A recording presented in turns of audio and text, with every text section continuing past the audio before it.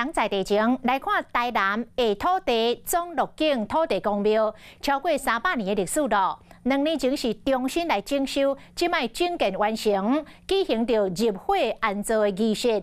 这庙方准备着400只招财的金龙，要甲这个财气分享给信众。 有民政局长邱林宏含真侪位机关贵宾同齐献牌，伫中义路下土地总路径土地公庙重新落成，欢喜入新厝。伫咧2年前，因为这间庙宇已经较久就有地基下陷甲漏水，所以阮就来甲整修，2年后完成。庆祝入伙安坐，庙方嘛邀请信徒来做花参舞，准备400只招财金龙来缴付。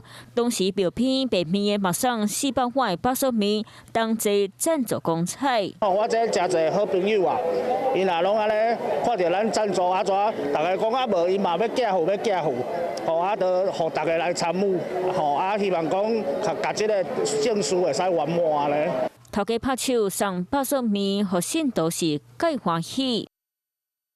Hello， 大家好，我是林文。想要抢先掌握最及时的新闻资讯吗？赶快订阅、按赞、开启小铃铛，锁定华视新闻的 YouTube 频道。